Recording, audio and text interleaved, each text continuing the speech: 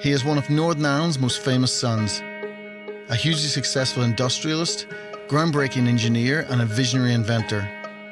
He is Harry Ferguson, a man so iconic that his face even adorns our banknotes.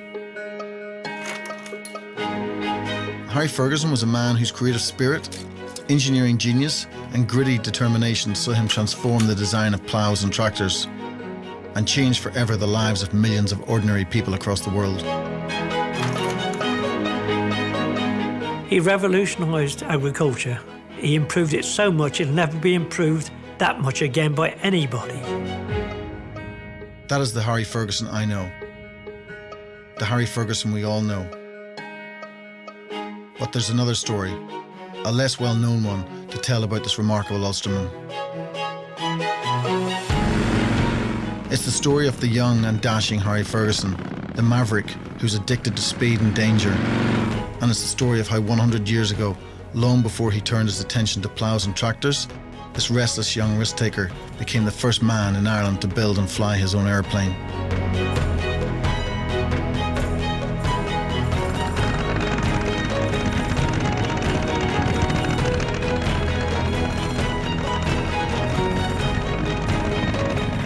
Harry Ferguson was one of these adventurous, free-thinking people who wanted to try something to prove that he could do it.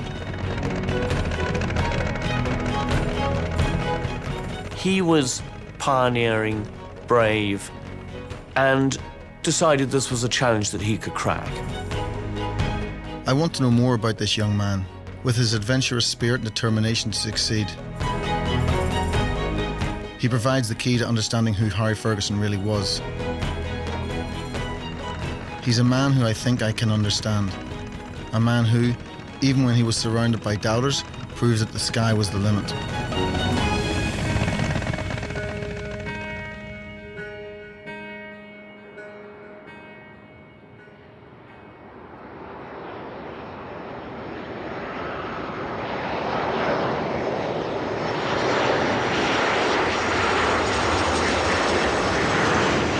I've always had a fascination with flying, and I've been lucky enough to fly all over the world. In recent years, I've even obtained my own flying license. This has given me an added passion for the extraordinary world of aviation. I've come to George Best's Belfast City Airport, which nearly 3 million people passed through last year, and where there are over 100 flights to London every week.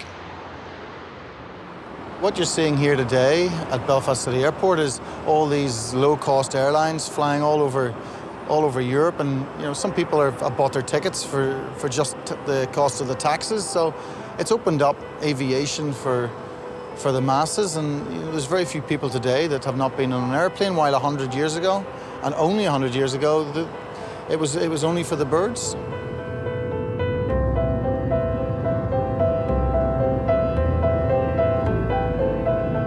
But who was the first man to fly in Ireland? The young aviator who holds that honour is none other than Harry Ferguson. Of course, he is more famous for his achievements on the ground, but what I want to know is how this County Down man began his remarkable flying career in the air.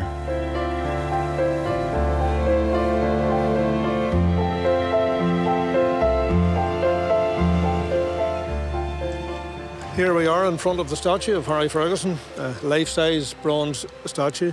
So we're very proud to have this statue in its rightful place at the birthplace of Harry Ferguson, right outside the house here. Well, what actually motivated you to get involved in this cause? The man himself was a genius. He was one of Ireland's biggest, if not best, inventor. Quite a few inventors about from Ireland, but Harry, we thought, well, he's from the Dromore area. Look at what he did invent. Look at the tractor he invented. Look at the three-point linkage. Look at all the implements that came about after that. We as a group think that he deserves the recognition that we have given him here on the site at Dromore here.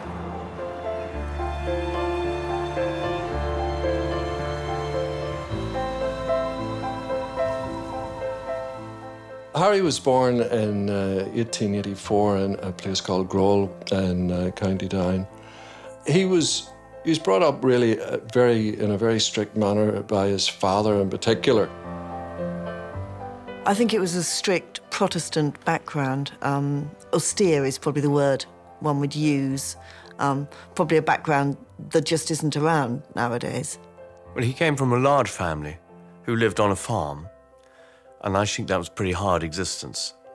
You can imagine he was probably the one who had to bring the animals in on a cold winter's night and look after them, make sure they were fed, and he found that a really tough existence.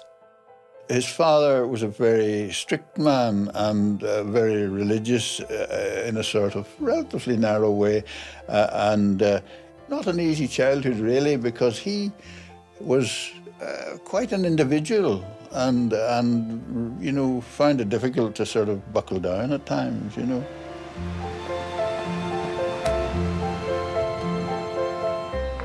Although the Ferguson family no longer live in the house, it's become a custom for visitors from all over the world to call in on Mrs. Putz and sign her visitor's book. Hello, Miss Putz, how are you? How do you do? Pleased to meet you. Pleased to meet you too. Come right then.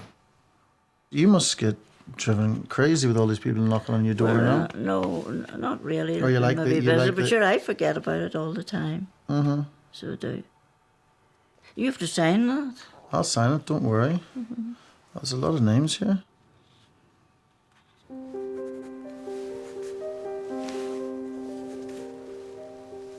One of the few items that remain in the house from 100 years ago is the Ferguson family piano. This is as close as I can get to Harry's childhood and the dreams he had of a life beyond here. And the little country school he attended at Drumlock, just a few miles down the road.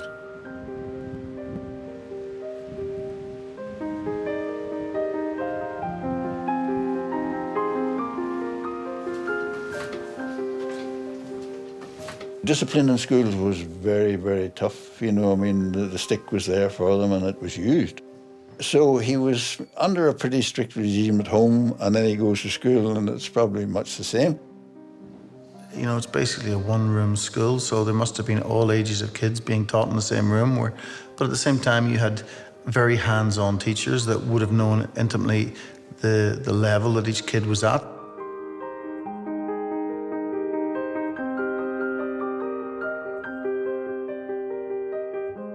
Probably his thoughts were the school was holding him back from what he wanted to do. And he wanted to get out there and get on with his plan in life, which was engineering and inventing.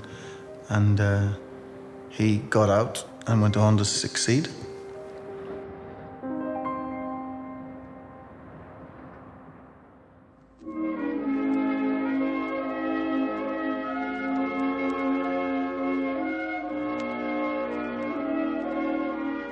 As a teenage boy, Harry was restless and impatient.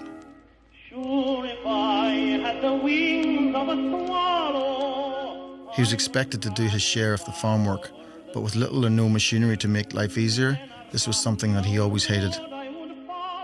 Still, life as a farm labourer is what seemed to lie ahead of Harry when he left school aged 14. When the sun goes to rest. His first prospects were that he would remain on the farm, but this was something which was completely unacceptable to him. He developed, I think, a great hatred of farming, a hatred of the sort of work that people were having to do on the farm. And that, in the longer term, led to him wanting to improve the quality of life of the ordinary farmer. Nowadays we would say, well, the guy probably didn't believe in hard work, but he did do a lot of thinking. He was one of those free thinkers that could come up with ideas, but not necessarily put them into practice. So therefore, there's a certain amount of frustration with him at that time as well.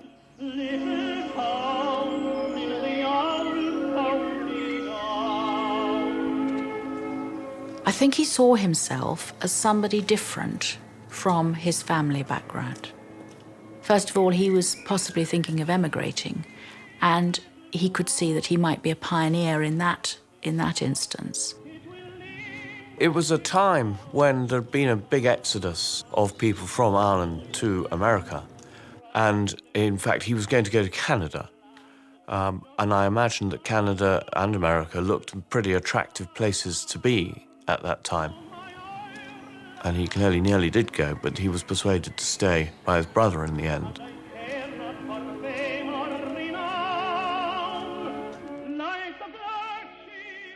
Joe Ferguson was 4 years older than Harry and already building a successful cycle and car repair business in Belfast.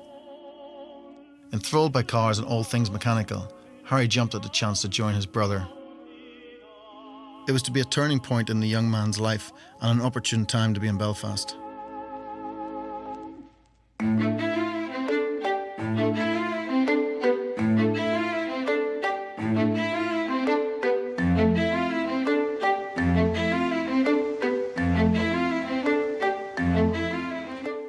Well, behind me you can see Harlem Wolff, which in the early 1900s was building the Titanic and its sister ship, the Olympic. So Belfast at this time was really, really buzzing. It was full of industry. There was the linen works, there was the Scirocco works, and obviously Harlem Wolff, which was a world-famous shipyard. And this must have been an amazing inspiration for Ferguson and showing him that the Irish could go out there and take on the world.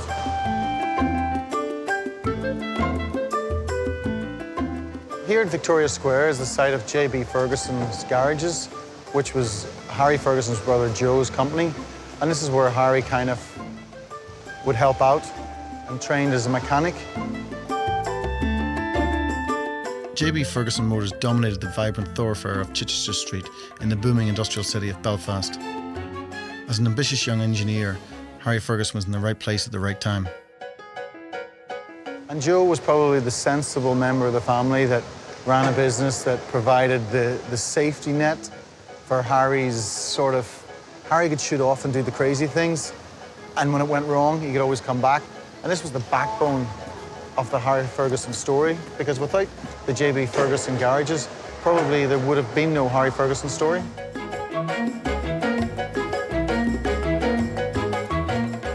As he worked with engines, the young Harry Ferguson quickly proved to be a natural mechanic. But he didn't want to just be in the garage. He wanted to be out on the road, racing ahead.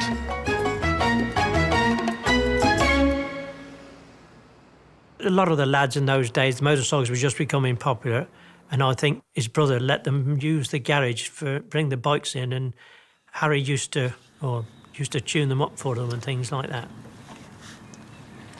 One could say that Harry was even a pioneer of tuning a motorbike engine, or an engine, any engine at all. But it just so happens that this engine was in a motorbike or in a cycle that could go.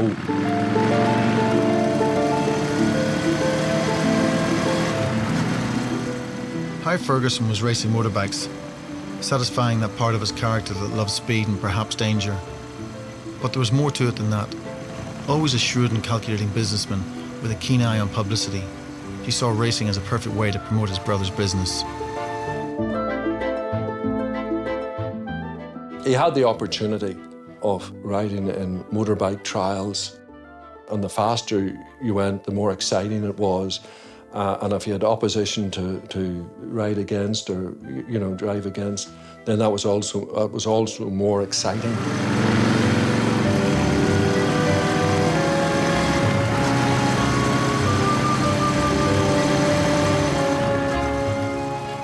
Well, I think he was competitive. When he wanted to ride them, he wanted to ride them and to win. And he did so in many cases.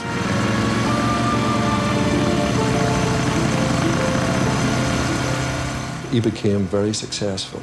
And of course, as he became successful and Joe became successful, the business became successful as well.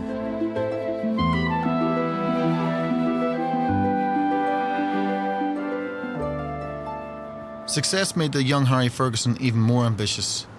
Not content with his day job in the garage, once again Harry was in the right place at the right time, as the prospect of learning and honing new skills at night arose in Belfast at the opening of the College of Technology. He quickly seized the opportunity.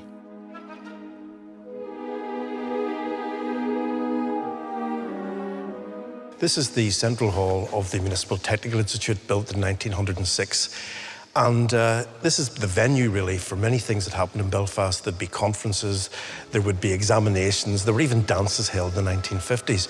But if you come into here, what you'll notice is the stained glass windows, which are all around us. Now, normally when you see stained glass windows, they're in a church or they have royalty or something. But I think these are marvellous because what they do is they really are a cathedral to education. And if you look all around you, there are to things like physics, to naval architecture. Where else would you see naval architecture being commemorated in a window? And also, there are marvellous little quotations around it. So as when you're sitting doing your exams, you're given inspiration to learn. Harry Ferguson came here in 1906, and I have actually with me here his entrance form. That's his ticket to come in. And I suspect he was sitting on the steps waiting to come in, you know, on the first in the queue, because it's numbered number 2 or 3 here. Wow. And the subjects he wanted to do were machine drawing, applied mechanics, and practical mathematics. These courses would have contained fundamental knowledge that Harry Ferguson would have needed to build his first airplane. What he was getting were technical skills that could not be learnt at school. In those days, schools tended to concentrate more on the art subjects. So what he was getting here is machine drawing, applied mechanics, and practical mathematics. What he was trying to do was to learn how to design, how to apply to his actual job. He was actually doing a day job, of course, as a motor mechanic. What he wanted to do was to design and create. So the skills he needed were actually in this building here. When I was doing research for the college, I discovered in a booklet on Belfast 1911, this is, in fact, an advertisement for Ferguson, Chichester Street. And it's quite unusual because the book doesn't have many illustrations apart from those of the City Hall and the Tech, etc. But there you are. You've actually got the building itself as established in Chichester Street in 1911. You also get photographs of the motor cars, and even better, it tells you what they are. And they're very first on the list as Rolls-Royce, so they must have been pretty important back then. And also in the same book, there's another one. And this is for hiring of motor cars. Now, this would have been only for the very, very rich in 1911. But it says, it is not such an expensive luxury as most people imagine. Well, I think for the vast majority of people in Belfast, they'd have found it completely beyond their pocket. But it's absolutely marvellous because, again, it gives you an illustration. And Ferguson making a name for himself here. Obviously quite a substantial business by this stage. It obviously was, and it's a brand new industry. So really, he's a leader in a new industry. He's really cutting edge, and he's gone into the design as well. Harry Ferguson had a successful family business behind him and one at the very forefront of modern technology. But he soon began to dream of forging his own name. Not in cars, motorbikes, or even tractors, but in the new and exciting world of aviation. In 1903, Orville and Wilbur Wright had become the first men to fly a powered airplane. But now this was becoming an industry that was gaining momentum, and adventurous designers like Harry Ferguson wanted to emulate the American brothers.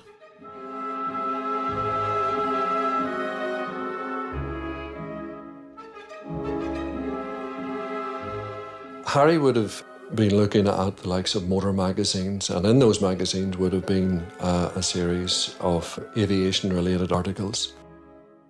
In those early days in the 1900s, he would have seen photographs or maybe drawings of aeroplanes, another form of excitement to him. The motor magazine started to put in bits about aviation as it became a wee bit more common. And I suspect he would say, oh, here's an even faster thing. And it's maybe not only that, it's a future thing. It's a thing that, you know, there's money in eventually, there's business. He was ambitious. He wanted to leapfrog into the next big thing. Of course, in Northern Ireland at that point, there was nobody interested in aviation at all. There was no tradition of flying. There was no tradition of the mechanics or the design of an aeroplane. And so he had to start from scratch himself. He went to air shows in Reims in France and to Blackpool in England, and no doubt pestered anybody who already had an aeroplane there to distraction, but came home and started to do designs, working out how to get an aeroplane to go. Harry became captivated by aviation and worked tirelessly on the design of his airplane. A few other planes had been built in Ireland at the time, but none had flown or looked much like they could. Ireland was regarded as an aviation backwater, but all that was about to change.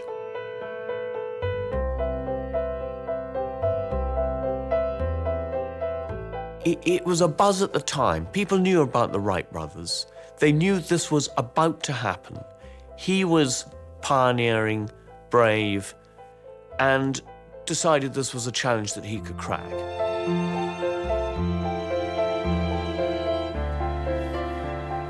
It would put him up in the news. It would prove his expertise with engines. It would prove his expertise with engineering design. And so this was a project that just completely appealed to him.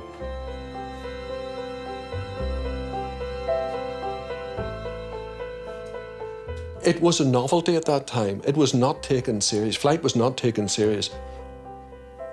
You know, one of the reasons was it was so dangerous.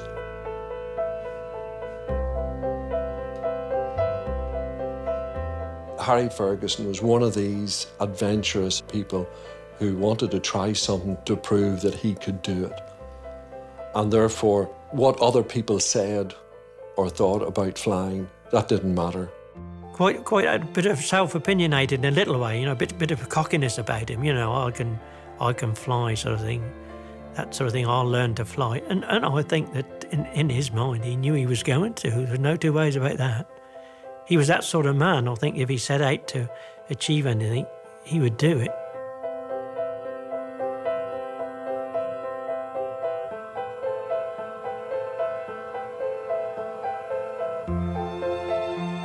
Harry designed a monoplane, an aircraft with a single set of wings which were capable of changing shape in the air.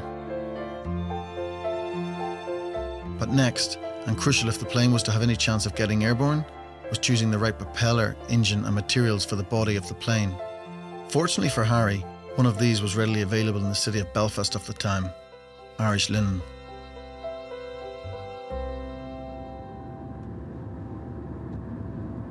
I've come to Short's Bombardier in East Belfast to find out what a modern aircraft designer thinks of Harry Ferguson's 100-year-old plans for a monoplane. Ferguson, of course, was working in a very different environment. We've got some drawings here of Ferguson's own plane, which I think shows a number of things. I mean, first of all, as an engineer looking like this, it's just such a simple design, stripped right down to the basics. And yet you've got all the features that you see in a modern aircraft. You know, obviously an engine up front, wing, fuselage, tailplane, all those features. But you've got to remember that at that stage, very few people had flown before Ferguson.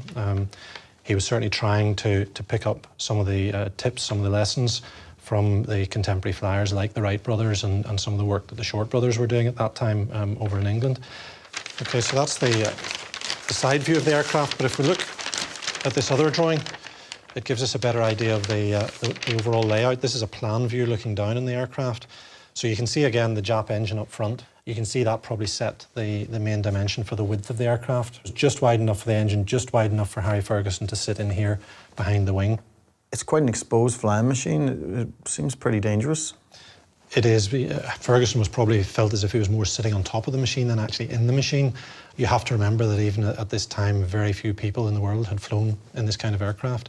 And yeah, for sure it was risky, but he was a young man in his early 20s, excited by the technology, and I guess that drove him on. He probably didn't pay too much heed to the dangers. How would they use this then to cover the wings? Well, the Irish linen that he chose, for a couple of reasons. Obviously, it was available locally, which was great. But as you can see, the material is very flexible, very flimsy. So a couple of things he would have had to do. He'd have built the frame for the wing out of some of this spruce, which gave him the stiffness and strength that he required. And he would have formed the ribs to make the profile of the wing out of this much lighter gauge wood. And then, having made the basic framework, the linen would have been stretched over it and nailed and then stitched. But the choice of linen was certainly was interesting, because there was a lot of debate among engineers at the time about what was the best fabric to use. Ferguson chose linen, and what was the best wood to use. Other local woods like oak or ash could also have been used, and there were ready supplies of those around County Down at the time, so he would have chosen what made most sense. Short's Brothers of Rochester in England, later to relocate to Belfast, was Britain's first aircraft factory. And at the same time as Harry Ferguson was building his machine, they were also producing groundbreaking designs for planes. So here we have one of the early Wright flyers. That's right. This is the design that the Short brothers got the contract to make 6 copies of. So in its day, this would have been considered state-of-the-art flying machine.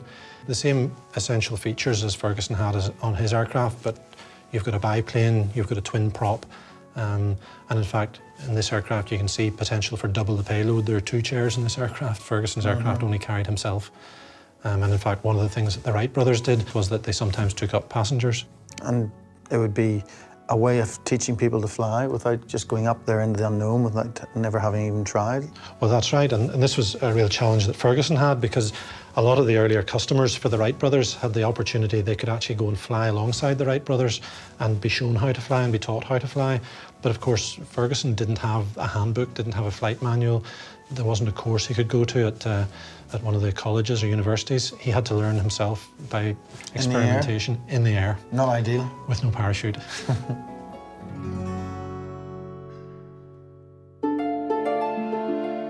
With the design complete, in October 1909, Harry Ferguson frantically set about building his plane in the car workshop on Chichester Street, often to the intense irritation of his brother Joe.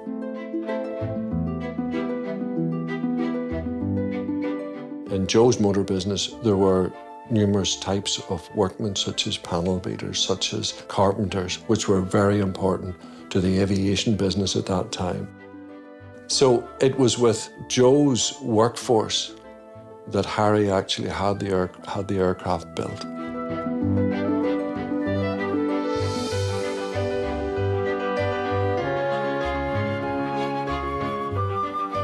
Harry himself would not have been, you know, laying on hands with hammers and chisels and things and what have you. He would have been masterminding it.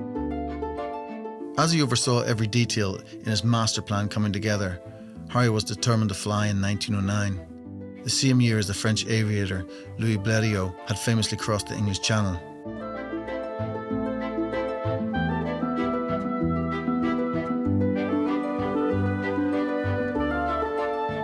Now Harry wanted his place in the record books as well, and was determined that the Irish newspapers would be on hand to witness the historic flight. 1909 was aviation's sort of first real serious year of achievement. He could see that it was a nice thing. 1909 was a good year and he could do it. And it sent himself a target, and he was determined to be into the air in 1909.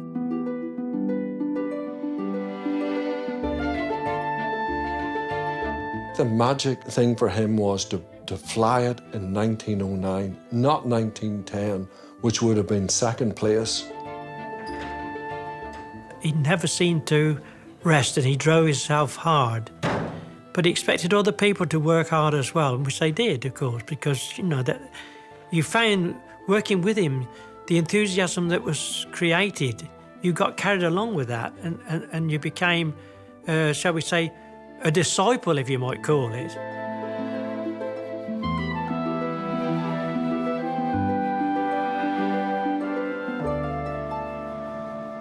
With the plane finished and ready for takeoff, Harry Ferguson was now in search of that location that would become, in effect, Ireland's first runway. When he built the plane late 1909, he obviously clearly would have looked around for somewhere to fly it. I suppose springing to mind initially, you would say, okay, the home farm might be the answer. There was one field on the home farm known as the Long Field, and it was quite a good field, but the surroundings to that were not great. There was a lake at the bottom of the thing, and he was going to come out with a brand new machine. He'd never been in a plane, let alone fly it, and you could see that he wanted a bit of space. The right space was to be found at Hillsborough, on the wide open fields of Lord Downshire's vast estate, and only a few miles away from Ferguson's homestead.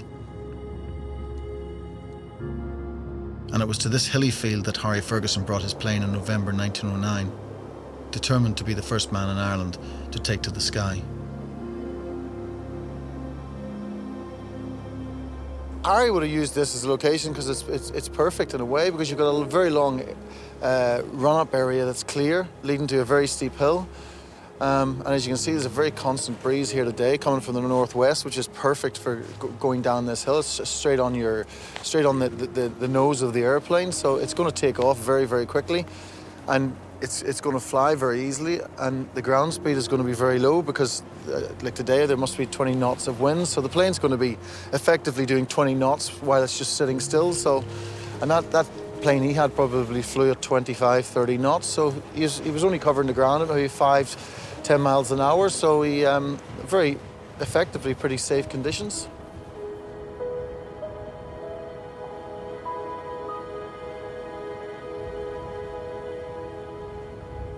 Obviously, the engines in them days weren't that powerful. So, a hill, you've got gravity and the power of the engine to build up speed.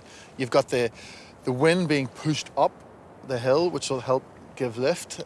So there's big advantages using this hill, and it's a great hill. It's smooth with a nice flat area at the bottom of it, and it's pointing directly into this northwesterly, which is so it's a perfect spot to do your first flight. That's for sure. What was not perfect for Harry Ferguson was the Irish winter of 1909. With heavy snow on the ground, he struggled for several weeks to get his plane in the air. If Harry wanted to fly before the end of the year, he was fast running out of time.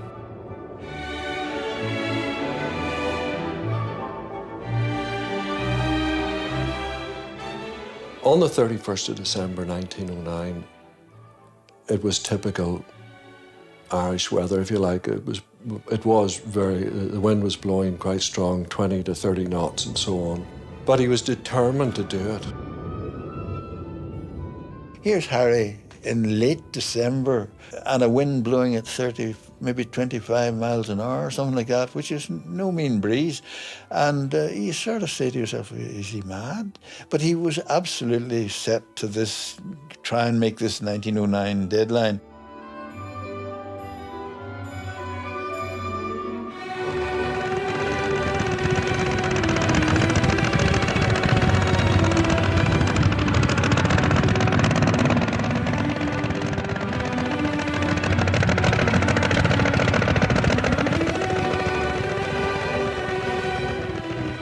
He attempted a couple of flights.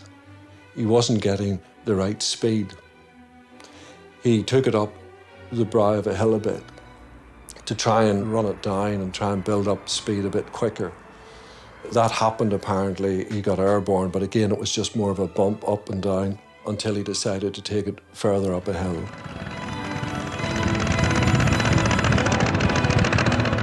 He took a final run of that day, and say a final run that got him into the air.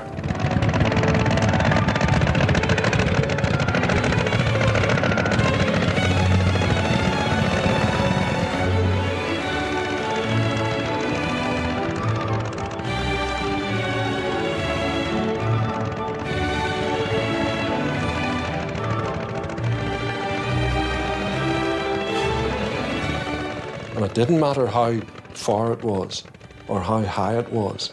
The fact he got into the air, albeit a scary moment for him, he was probably glad to get it back down again on the ground.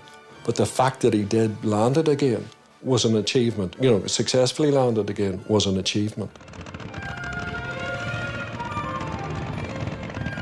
He had no safety belt. He wore no crash helmet. I think he might have eventually graduated to goggles, maybe, and he's in his lounge suit, flying along at 35, 40 miles an hour. Very, very exciting.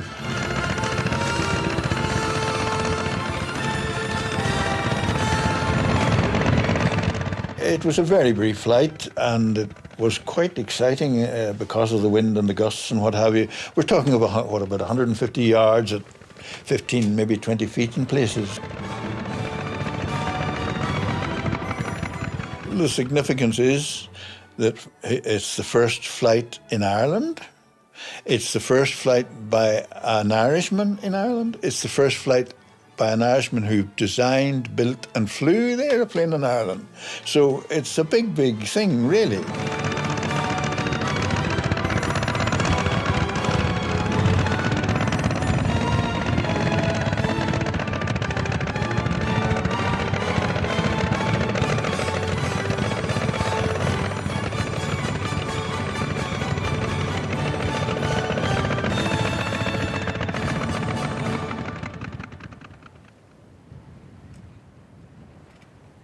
Harry Ferguson had risked life and limb to take to the air, but he succeeded in blazing his name into the history books. Basically, the first time his feet left the ground properly was in a plane that he was piloting, that he built. He didn't know whether it was going to be stable or unstable. He had no idea what lay ahead of him. So it must have been very nerve-wracking. Like, for instance, I wouldn't do it. This guy was jumping into a machine that probably wasn't a very good airplane, and he'd never flown in an airplane before. So pressure was on, and he got in it, and he went down that hill, and he got up there for 100 and something yards, and he achieved what he wanted to achieve, which was fly before 1909 his finish. On that day, he achieved the fact that he could design an aircraft and fly it. But knowing Harry, it was not actually good enough. He would have felt fantastic because it would have been, come on, we've done it. And it proved that I was right, that it could be done. Now I've got to go on and take it to the next stage. That's I'm sure what he would have been thinking.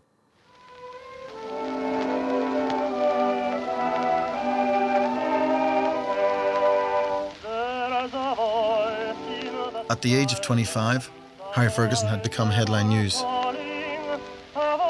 But the ambitious Harry saw his historic achievements as only the start of a glittering career, because now he was exactly where he always wanted to be, at the forefront of cutting-edge technology.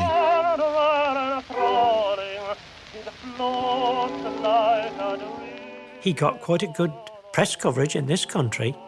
Oh yeah, he was well talked about over here.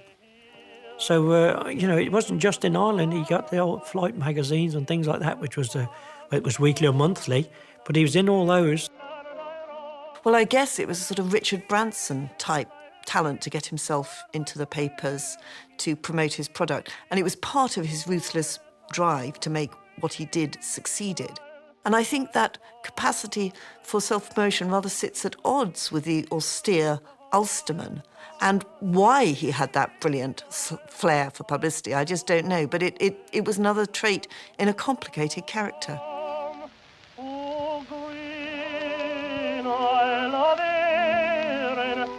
I think he liked to be noticed. There was always a bit of a showman about him. So he's a pioneer even in his fashion at time. If you saw a crowd of people, you'd be sure that you'd know that would have been Harry Ferguson. He was a relatively small man. He was not an enormous man. And I think he probably saw himself compensating for his size with his appearance. And he always was brilliantly turned out. I think dapper's probably the old-fashioned word one would use to describe his appearance, which was always meticulous. So I think he had all these strong obsessions that arose out of a very tidy and meticulous attitude to life.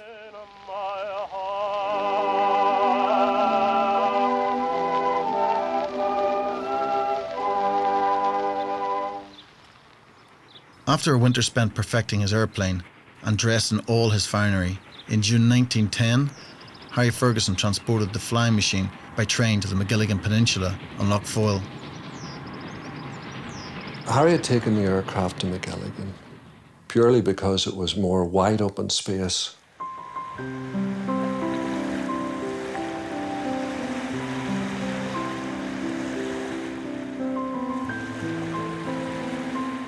First of all, it's very flat. Secondly, the sand, the tidal sands in the foil side of it go out for a long, long way when the tide's low.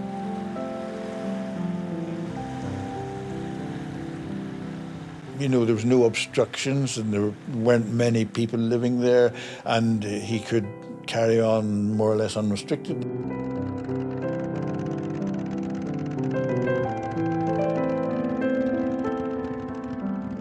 All those flights that he would have been doing up there, they were really test flights.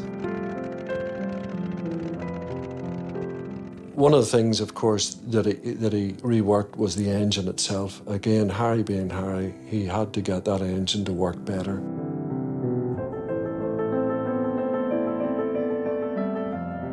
The engine was a bit underpowered. But he did a few flights, and he was beginning to be able to not just go in a straight line. He would be able to turn it around, which, you know, to us sounds ridiculous, but that's the fact was that was difficult.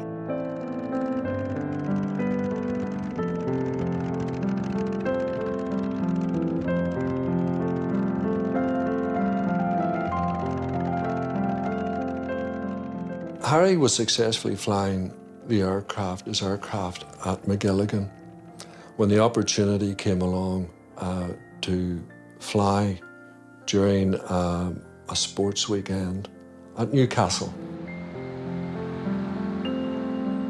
This was to be Northern Ireland's first aviation sporting challenge. Now the gauntlet had been thrown down for any aviator who thought they could fly 3 miles along the Strand. It was the public event that Harry Ferguson had been craving.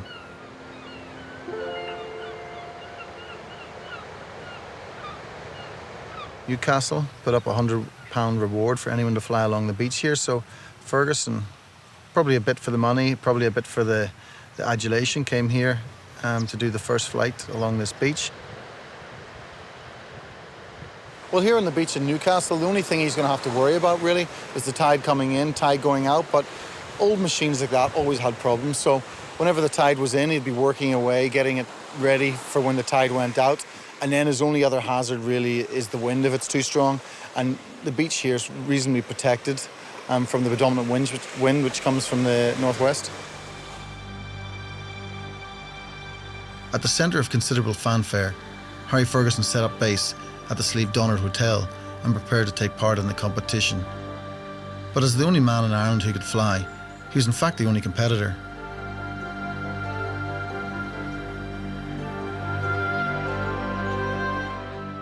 He duly got his aircraft ready, he took it to Newcastle. There were trainloads of people coming along to see that alone. Some have never seen an aircraft before, but to be so close even was really very exciting for a lot of these people. But to everyone's frustration, things did not go to plan. Strong winds were gusting down the Moor Mountains to the beach, creating terrible flying conditions. As the anxious crowd watched, Harry got his plane into the sky, but after reaching a height of only 10 feet, it came crashing down to the ground. He had numerous runs to try and take off, but he had damaged the aircraft. I think he had damaged the wheel at one time, he had damaged the wingtip and so on. And he was going nowhere fast, actually, down on the beach. And then, of course, the crowd started to get a wee bit annoyed.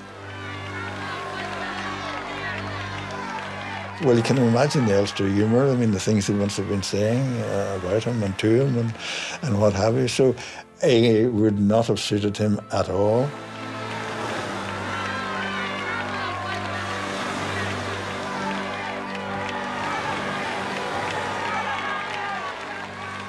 Ferguson came here and he probably thought it was going to be quite easy. He'd flown Hillsborough. Here he had a big wide stretch of beach, you know, it was a perfect kind of setting to go flying, and it just didn't happen for him.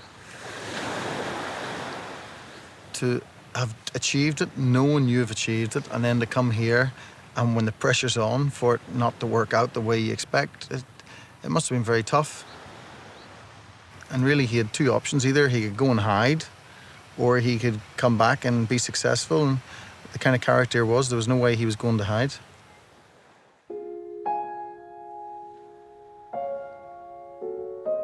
Despite being labelled a public failure and the mad mechanic of Belfast, Harry refused to leave Newcastle.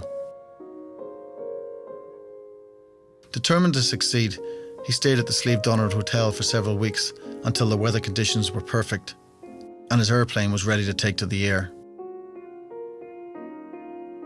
Harry was determined enough, and I suppose you could say embarrassed enough, that this did not happen on the day. And he wanted to prove, not only to himself, but to the crowd and to that crowd at Newcastle, that he can fly, and he will fly.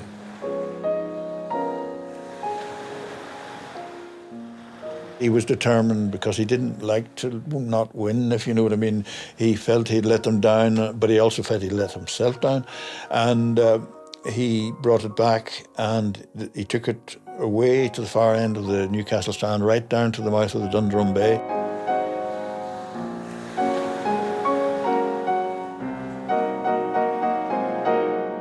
Harry decided to take this time to Dundrum, a better beach anyhow than the Newcastle beach. At that time, I was out of the way from Slieve Donard as well. There's no downdraft. So the weather conditions was going to be better at that time.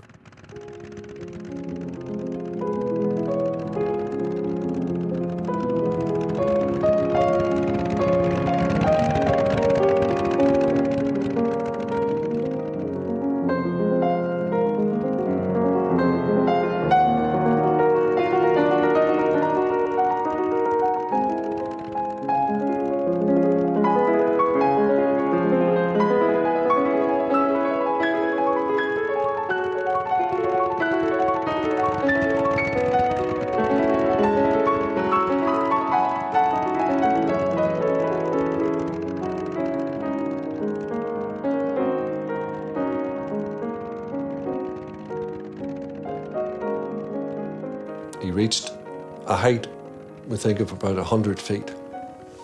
And he flew straight down the beach, down to Newcastle.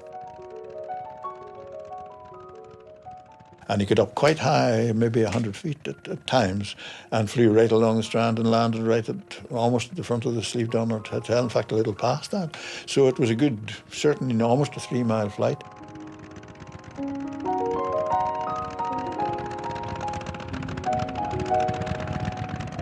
He landed close to Slieve Donard Hotel, and I would suggest that Harry was absolutely delighted with himself and in a mood, as one would say nowadays, I told you so.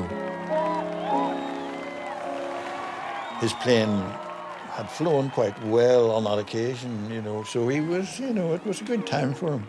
And of course then the crowd, you know, they thought he was the hero and lifted them on their shoulders and celebrated. But so, you know, that pleased him. Harry Ferguson had proved all his critics wrong and was flying high. But already he had his sights set on a bigger and better achievement. He now wanted to fly higher and further than ever before. He wanted to fly across the Irish Sea.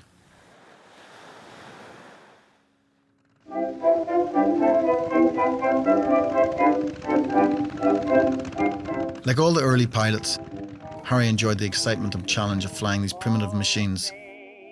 As he broke boundaries and set new records, he saw only bright skies ahead for aviation and was determined to play a central role in its future. He moved back to McGilligan because McGilligan was the place to be, where there was more room and plenty of space to manoeuvre the aircraft. Oh, high, hoopla, we fly to the sky so high. Come Josephine in my flying machine going up she goes. They must have been crazy flights. I mean, you can imagine this plane sitting on the sand, 2 people holding the wingtips, running like hell while he revs the engine up. Off he goes. He took a lady up called Rita Marr. She was apparently the first passenger in Ireland. Flying machine going up, all on goodbye. From Josephine in my flying machine going up, all on goodbye.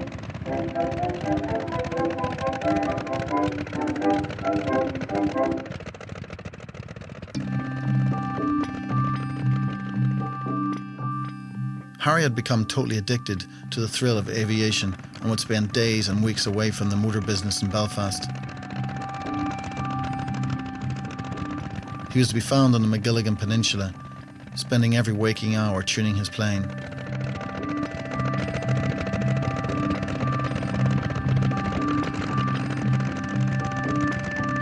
Because he knew if he was going to fly the machine across the Irish Sea, he would have to push it, and himself, to the limit.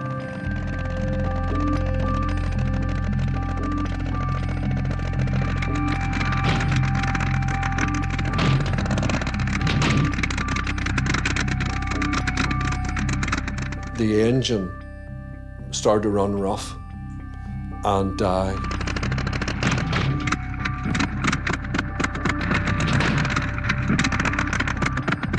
It picked up again, but shortly after, he thought it was okay. Shortly after, it spluttered again and fell out of the sky roughly about 30 feet or so.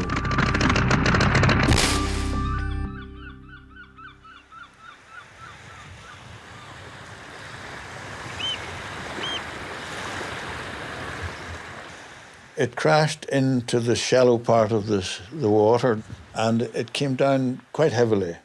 In fact, very heavily.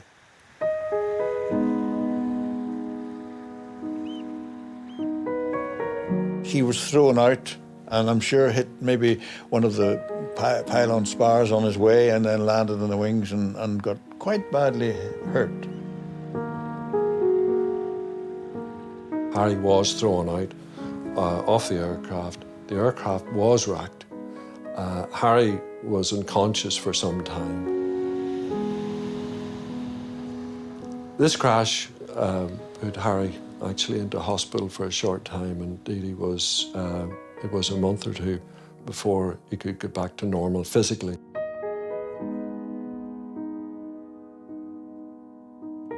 He returned to Belfast to recuperate and also to think about his aeroplane. And it shows his determination and his commitment to aviation that he pretty well there. In fact, he said to the reporter at the time that I'll be rebuilding it and I'll be flying again.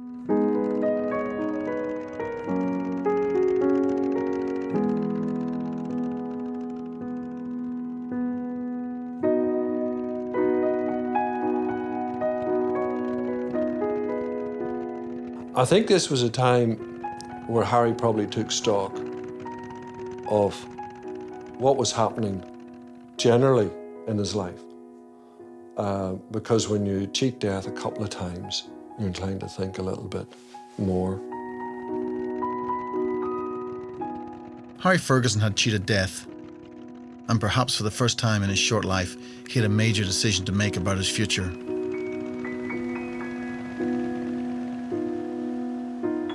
He put a brave face on things, announcing his plans to fly again. And while he and his airplane did take to the sky again, the truth is that after the crash on the McGilligan Strand, things would never be the same again. Well, I think danger and risk is a young man's game. You know, when you're a kid and you fall, you just bounce up and get on with it. When you're a young adult, young male, you take a lot of risks, and I think it's normal just to put it to the back of your head, it won't happen to me. So flying in them days was exceptionally dangerous, but Ferguson was a very young man, very driven man. But by that stage he had achieved first flight in Ireland, and really there wasn't much left for him to really achieve in Ireland with flying, so at that point he moved on to other things. The fact was that Harry's genius was in automotive engineering. He had developed an unrivaled reputation for working with engines. And thanks in large part to his efforts, J.B. Ferguson became known as the best in the business.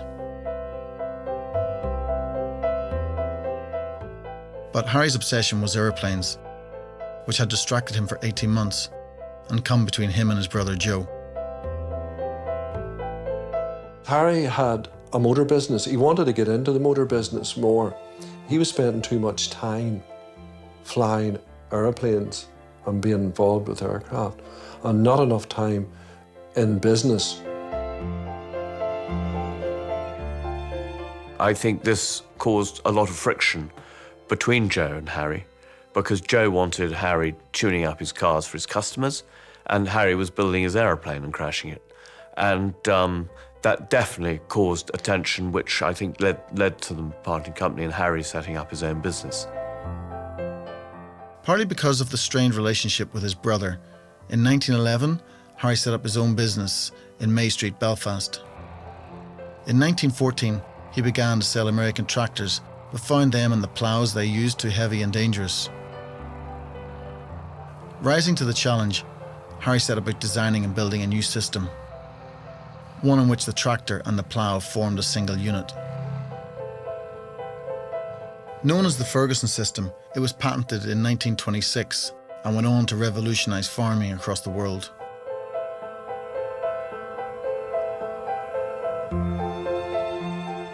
Harry had left the world of aviation far behind, but the tradition of flight innovation continues to flourish in Belfast to this day. 100 years ago, Harry Ferguson had built a plane that made aviation history. And today, just a few miles from the Belfast workshop where he had created his flying machine, Short's Bombardier are building state-of-the-art airplanes which are sold all over the world. Where's the main market for these airplanes? The markets at the moment, whenever the aircraft finishes and it's prepared for the customer, you have North America, South America, Europe, and indeed there's new markets now opening up in China, India and Russia. This is the actual final product of Unit 1, which is the first CRJ-1000, and it really is beautiful. She's lovely. You know, the planes is more modern. They're getting sleeker and sharper and cleaner because of the manufacturing processes. But you don't, it's amazing when you look at this, it looks so simple. But when you look inside the fuselage, you just see how actually complicated they are. And you can see where the price of these machines comes from. You can't imagine what Harry Ferguson would have thought if he came in here and he's seen this, like an airplane made from metal that does basically this little thing here, I think, does the guts of 600 miles an hour. Can do 2,000 miles. You know, he was looking to do 150 yards. So I'd say Harry Ferguson just blown his mind to have seen what we're doing today in modern aviation. To this day, Harry Ferguson remains one of the greatest engineers and inventors that Northern Ireland has ever produced. For me, his life's work is a model of creative vision, ambition, and the entrepreneurial spirit. There just are people in the world who have vision way beyond the community in which they're brought up, and he was one of them. And, you know, obviously his ambition extended beyond Northern Ireland, beyond the United Kingdom, to America, to Africa, to the world. You know, he saw himself on that stage.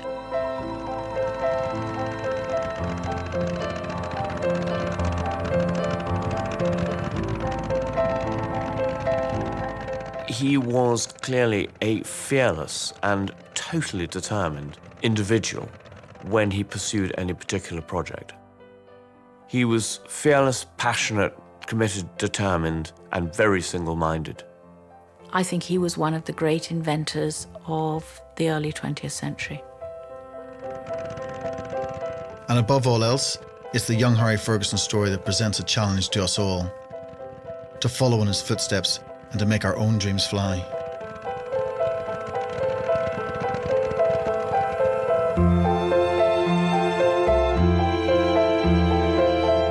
The news is next here on BBC One, followed by some glorious and exotic aquatic creatures as David Attenborough tells another breathtaking story of life as you've never seen it before. That's at 10:35.